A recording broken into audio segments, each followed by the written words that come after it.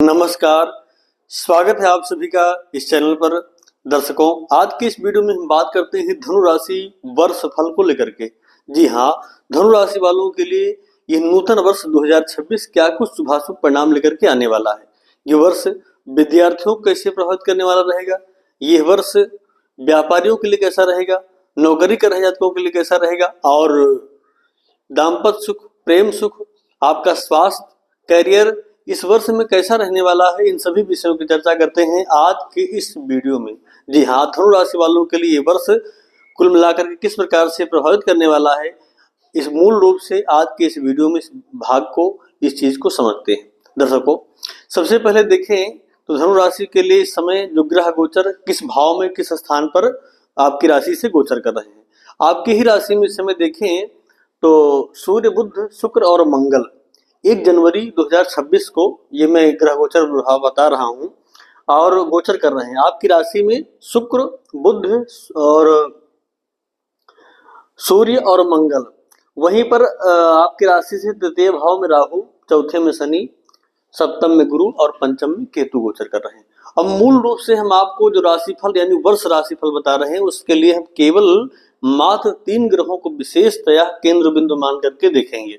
उसमें से बृहस्पति, शनि और राहु केतु, क्योंकि ये ग्रह प्रायः वर्ष में एक बार इनके गोचर के प्रभाव को यानी राशि परिवर्तन प्रभाव को देखने को मिलता है। अब इस वर्ष देखें तो 3 दिसंबर तक राहु का गोचर आपकी राशि से तृतीय भाव में ही होने वाला है। शनि वर्ष पर्यंत रहने वाले हैं। बृहस्पति 21 मई 2026 तक आपकी राशि से सप्तम भाव में गोचर करेंगे। अब ये ग्रह आपको किस प्रकार से प्रभावित करने वाले हैं, इस वर्ष को कैसे बनाएंगे शुभाशुभ, तो सबसे पहले आइए देखते हैं बृहस्पति के प्रभाव को। बृहस्पति इस समय आपके लिए क्या कुछ शुभाशुभ परिणाम दे रहे हैं। दरअसल बृहस्पति ग्रहों में सर्वाधिक शुभाग्रह ग्रह माने जाते हैं। शिक्षा, संतान, कैरियर, व्यापार, दाम्पत्य और हर प्रकार के उत्थान में कहीं न कहीं हम बृहस्पति को देखते हैं। ऐसे में बृहस्पति का गोचर आपकी राशि सप्तम भाव में देखें तो कहीं न कहीं समय आपके लिए लाभदायक जरूर साबित हो रहे हैं। क्यों? सप्तमस्थ बृहस्पति व्यापारियों के लिए भी लाभदेय होते हैं, और वहीं पर देखें तो इनकी जो दृष्टि है, पंचम दृष्टि लाभ भाव पर होने के कारण लाभ भी उत्पन्न करते हैं, लाभ भी आपको दिलाते हैं। सप्तम दृष्टि लग्न भाव पर होने पर आपकी प्रवृत्तियों को सात्विक, धार्मिक और स्वास्थ्य दीर्घायु बनाने का भी कार्य करते हैं। और वहीं पर उनकी दृष्टि नवम दृष्टि पराक्रम भाव पर होगी तो कर्म करने की चाह, प्रवृत्ति भी आपके अंदर उत्पन्न करें, ऐसा भी बृहस्पति बनाते हैं। तो 21 मई 2026 तक बृहस्पति के गोचर आपके लिए हम शुभ कहेंगे। अब बात करते हैं शनि की। शनि इस समय आपकी राशि चौथे भाव में गोचर कर रहे हैं। चौथे भाव में गोचर कर रहे शनि इस समय आपके लिए शनि की ढैया का योग बना रहे हैं। अब ढैया का योग आपको निश्चित तौर पर कहीं न कहीं कष्ट प्रदान करने वाला है, इसमें कोई संदेह नहीं, क्योंकि इनकी दृष्टि, 2 दृष्टियां ऐसी हैं जो नुकसान कर रही हैं, एक को हम फायदे में देख सकते हैं। तीसरी दृष्टि इनकी इस भाव पर होने के कारण आपके लिए रोग अगर बन रहे हैं तो रोगों का शमन करने वाले रहेंगे। शत्रुओं को भी कहीं न कहीं नुकसान पहुंचाएंगे। आपके शत्रु या शत्रुहंता योग आपके लिए बनाएंगे, शत्रु अपने आप पराजित हो जाएंगे आपके, इसमें कोई संदेह नहीं। किंतु इनकी सप्तम दृष्टि कर्म भाव पर होने के कारण कार्य क्षेत्र में अत्यधिक परिश्रम, मेहनत करने की आवश्यकता जरूर पड़ जाएगी, और कई बार बहुत ज्यादा परिश्रम करने की आवश्यकता रहेगी। लग्नगत दृष्टि होने के कारण जो है दशम दृष्टि, यहाँ पर भी कार्य क्षेत्र को बहुत विलंबित करते जाएंगे। व्यापार में भी हर कार्य को भी आप जो कुछ सोच रहे हैं, जो कुछ करना चाह रहे हैं, अत्यधिक विलंब होगा उसमें, और बेवजह की भाग दौड़ परेशानियां उत्पन्न करने वाले रहेंगे शनि। राहु के गोचर को देखें तो राहु गोचर भी लगभग आपके राशि पर वर्ष पर्यंत रहने वाला है। अब राहु वर्ष पर्यंत रहेंगे तो एकादश भाव में गोचर कर रहे, ये तृतीय भाव में गोचर कर रहे राहु, आपको देखें तो इस समय ये भाव भाई बंधुओं का है, छोटे भाई बहनों का भी भाव है, तो वहां पर देखें तो इस भाव को हम कह सकते हैं कि बहुत अच्छा परिणाम नहीं देंगे। पराक्रम को भी देखें तो कहीं कहीं तृतीय भाव में गोचर कर रहे राहु कोई बहुत अच्छा परिणाम नहीं देंगे।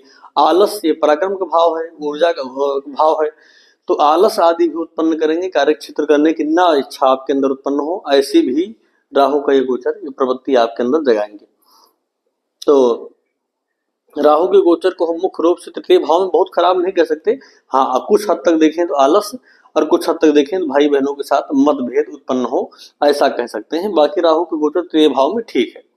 अब बात करते हैं राहु 21 मई 2026 के बाद, जब बृहस्पति राशि परिवर्तन कर करके अपनी उच्च राशि कर्क राशि में आ जाएंगे, तो आपकी राशि से अष्टम भाव में आ जाएंगे। आपके राशिपति भी हैं, लेकिन अष्टम भाव रहस्यों का भाव है, गुप्त भाव है।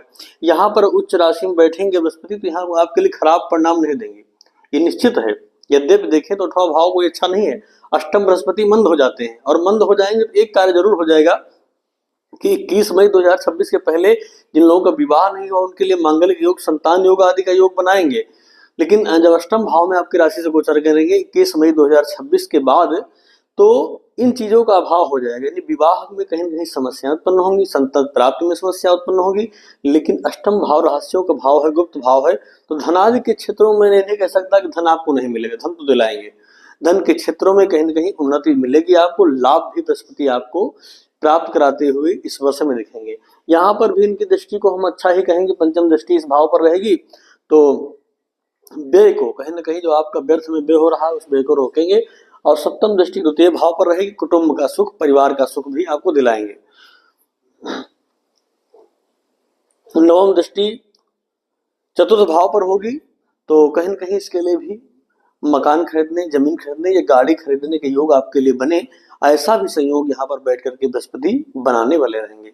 तो अष्टम भाव में गोचर कर रहे बृहस्पति को भी हम देखें तो आपके लिए कोई खराब परिणाम नहीं देंगे। इसके बाद भी बृहस्पति का गोचर आपके लिए सुखद परिणाम देता हुआ दिखाई पड़ रहा है। दिक्कत कहाँ है? दिक्कत है शनि के द्वारा। शनि की ढैया इस समय जो आपके ऊपर जारी है, चौथे भाव में शनि का गोचर, ये आपके लिए कष्टकारक है। ये कार्यों को अत्यधिक विलंबित करने वाला और संघर्ष को बढ़ाने वाला रहेगा। अपने कार्य क्षेत्र में, चाहे व्यापारिक क्षेत्र में हो, चाहे नौकरी कर रहे हो, और दोनों जगह आपको संघर्ष दिखाई पड़ेगा। संघर्ष, परिश्रम अधिक दिखाई पड़ेगा, और कार्य करने के पश्चात भी वो रिजल्ट आपको नहीं मिलेगा जितनी मात्रा में आप कर रहे हैं, उस मात्रा में आपको उसका परिणाम मिलता हुआ नहीं दिखाई पड़ेगा। अनुकूलता के लिए आपको निश्चित तौर पर वर्ष पर्यंत उपाय करते रहना चाहिए। पीपल के वृक्ष की जड़ में जल चढ़ाते रहना चाहिए, और मंगलवार आदि के दिन कम से कम हनुमान पाठ करते रहना चाहिए, सुंदरकांड आदि का भी पाठ करते रहना चाहिए, ये उत्तम रहेगा। तो दर्शकों, कुल मिलाकर के मिथुन राशि के लिए हम देखें तो शनि के दुष्प्रभाव को अगर थोड़ा सा छोड़ दें तो उसके बाद जो समय है बृहस्पति अभी भी और बृहस्पति राशि परिवर्तन करने के बाद भी आपके लिए लाभदेय ही रहेंगे, इसमें कोई संदेह नहीं।